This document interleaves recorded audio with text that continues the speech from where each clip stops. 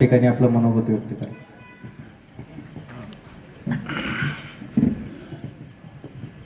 आदरणीय मंच, आमदार सदाभाऊ खोत या सर्वांना वंदन करून मी माझे काय जे मला थोडं रागाने बोलायचं आहे ते व्यक्त करतो. दीपक आनंदवारनी आज जी काय गोष्ट सांगितली ही महाराष्ट्र शासनाच्या नजरेतून गुन्हेगारांची यशोगाथा आहे. ही गुन्हेगारांची यशोगाथा आहे. आजच महाराष्ट्र शासनाने यांनी ज्या एसटीबीटीचं कौतुक केलं त्या एसटीबीटीच्या बाबतीत 1986 सालचा पर्यावरण कायद्यात अटक करा म्हणून सांगून राहिले. या महाराष्ट्र शासनाला मी जाहीर आवाहन करतो की आज बहुसंख्य शेतकऱ्यांचा कापूस शेतात उभा आहे, त्या शेतात जा आणि त्याच्या शेतात ज्यांच्या शेतामध्ये एसटीबीटी लागलेला आहे त्या सगळ्या शेतकऱ्यांना अटक करा. तर तुम्हाला महाराष्ट्रात कमीत कमी आज 20 लाख शेतकऱ्यांना अटक करावी लागेल. हे लक्षात ठेवा.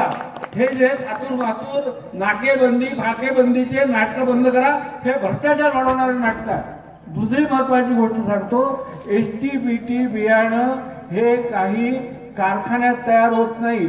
एसटीबीटी बियाणं हे शेतातच तयार होतं. हे गुजरातमध्ये तयार होतं आणि गुजरात शासन हे सगळे जरी कायदे असेल आपल्या देशात अजून जरी मान्यता दिली नसेल तरी गेल्या 20 वर्षापासून गुजरातचं शासन शेतकऱ्यांच्या पाठीशी उभं आहे. ते शेतकऱ्यांना ते एसटीबीटी बियाणं पिकवू देतं. कारण आधी तो कापूस पिकवावा लागतो, कापूस वेचावा लागतो, जिनिंग करावं लागतं, सरकी वेगळी करावी लागते, ही सगळी प्रक्रिया करावी लागते आणि तिथे तो कापूस पिकतो. म्हणून आज माझ्या जिल्ह्यामध्ये 5 लाख हेक्टरवरती कापूस लागतोय.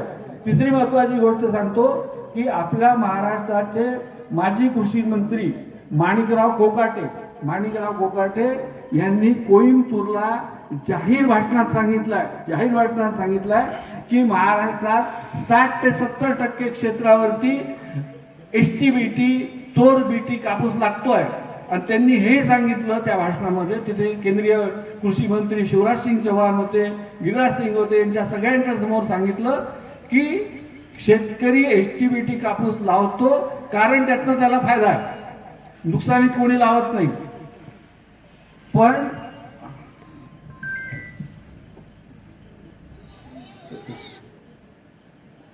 नुकसानीत कोणी लावत नाही आणि तिथे महाराष्ट्र शासनाच्या मंत्र्यांनी जाहीर आवाहन केलेलं आहे केंद्रीय कृषी मंत्र्यांना की तुम्ही ताबडतोब हे तंत्रज्ञान शेतकऱ्यांना द्या.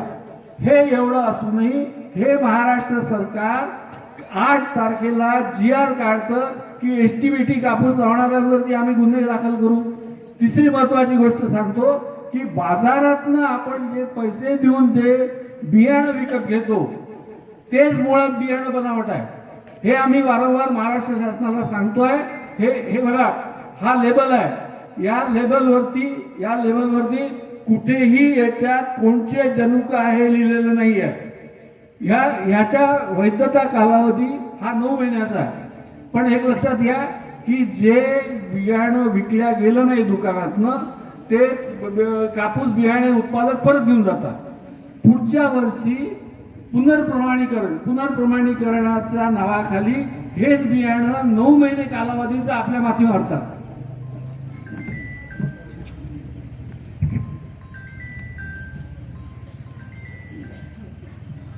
हेच बियाणं आपल्या माथी मारतात आणि हे बियाणं आपल्या माथी मारल्यानंतर काय होतं की यांच्या बदमाशा भाग अशा आहे की हे जुनं बियाणं आणि नवीन उत्पादित झालेलं बियाणं एकमेकांना मिसळतात.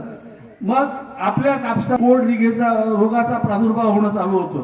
का होतं तर याच्यातला जो क्रायवन एक जनुक आहे ह्याचा वैधता बियाणं उत्पादन झाल्यानंतर 1 वर्षात कमी होते.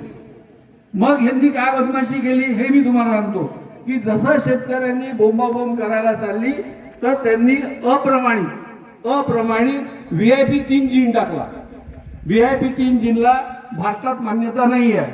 माझं सदाभाऊंच्या मार्फत जाहीर आव्हान आहे की तुम्ही सगळ्या कंपन्यांचं बियाणं चेक करा आणि ज्या पॅकेटमध्ये तुम्हाला VIP 3 जिन मिळेल त्या सर्व मोठ्या म्हणजे त्याच्यात न्यूजवूड आलं, अंकुर आलं, अजित आलं, सगळ्या मोठ्या कंपन्यांच्या मालकांना आमच्या सोबत जेलात टाका. आहे का तुमची हिंमत? तुम्ही बिलासहित बेकार का? आणि आम्ही आत्महत्यापासून वाचण्यासाठी जर नवीन तंत्रज्ञान जे पूर्ण सगळ्या जगात मान्य आहे ते बियाणं लावत असेल तर ज्यावेळेस हे तंत्रज्ञान नव्हतं आलं त्या 1986च्या पर्यावरणाखाली तुम्ही आमच्यावर गुन्हे दाखल करून राहिले. हे इतकं भयंकर शेतकऱ्यांच्या विरोधात, आणि आज हे भाजप शासन आलं म्हणून नाही म्हणत आहे, हे शेतकऱ्यांच्या विरोधात हे सगळे कारनामे 2004 पासून चालू आहे. आणि 2004 मध्ये याच्याच बाबतीत सुप्रीम कोर्टात भारतात या बियाणांना मान्यता देऊ नये म्हणून एक खटला दाखल करण्यात आलेला आहे. त्या खटल्याचा आजपर्यंत निकाल लागलेला नाही.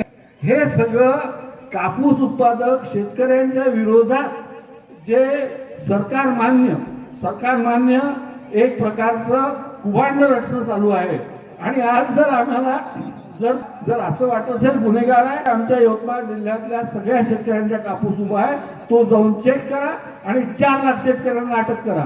काही गरज नाही आहे नाकेबंदी करतो हे करतो. नाकेबंदी म्हणजे काय? 5-50 रुपये घेण्यासाठी नाकेबंदी आहे. तुम्ही 100-200 पाकिट मिळून काय करणार आहे? हेक्टरी 2 पाकिटं लागतात. आमच्या जिल्ह्यात 10 लाख पाकिटापैकी 8 लाख पाकिटं STPT मिळण्याची राहिलेली आहे. काय तुम्हाला सांगता? काय तुमची नाकेबंदी, काय कायदे? आणि उद्या जर समजा त्यांनी जर हे तंत्रज्ञान मान्य केलं तर लगेच याच्यावरचा पर्यावरण कायदा निघून जाईल का? आज जे पर्यावरणाला घातक आहे ते उद्या लगेच चांगलं होणार आहे का? हे असा कुठला न्याय आहे? हा शेतकऱ्यांच्या विरोधात आहे सगळं. आणि मला तर बरेचदा असं वाटतं की इंग्रज गेले हे चुकीचं झालं. इंग्रज गेल्यानंतर हा जो नवीन इंग्रज आला यांनी सतत त्यांनी गेले 75 वर्ष शेतकऱ्यांवरती अन्याय कसा करायचा याच्या वेगवेगळे कायदे केलेले आहेत. आणि आज त्या कायद्याच्या पाशात आपण अडकलेलो आहे. आणि शेतकऱ्यांना जे नवीन तंत्रज्ञान देत नाही आहे त्याचं एकमेव कारण म्हणजे त्यांनी आत्महत्या करावी. दुसरी महत्वाची गोष्ट सांगतो की आपल्या देशामध्ये तण नियंत्रण होत नाही म्हणून पिकांची जी नुकसान होतं ते कापसात 40 ते 50% नुकसान होतं. आणि तुमच्या जिल्ह्याचा सगळ्यात मुख्य पीक सोयाबीन आहे. सोयाबीनचं 10 ते 100% नुकसान होतं. आज जर STPT सोयाबीन जर तुम्हाला मिळाला तर तुमचं नुकसान होणार नाही, तुमचं उत्पन्न दुपटी तिपटीने वाढेल. प्रत्येक पिकाचं आपला शेतकरी इतका श्रीमंत नाही आहे की तो 100% नुकसान सहन करू शकेल. हे जे सगळे पिकं जे आहे मका, कापूस, सोयाबीन जगभर STPT लागत आहे, फक्त आपल्याच देशात लागत नाही आहे. म्हणून आपल्या देशाचा उत्पादन खर्च जास्ती आहे, म्हणून आपण जगाच्या स्पर्धेत राहू शकत नाही. म्हणून आपल्याला तेल आयात करावं लागतं, मका आयात करावा लागतो. आणि हे 1996 पासून हे तंत्रज्ञान आल्यानंतरही आपल्या देशात आजपर्यंत दिलेलं नाही आहे. अमेरिकेने तण नियंत्रण करण्यासाठी तणनाशक सहनशील पिकांचं तंत्रज्ञान आणलं. ते तंत्रज्ञान आम्हाला द्या. तुम्हाला बाहेरून तेल आयात करायची गरज पडणार नाही, तुम्हाला डाळी आयात करायची गरज पडणार नाही. एवढं बोलतो आणि थांबतो. धन्यवाद. यानंतर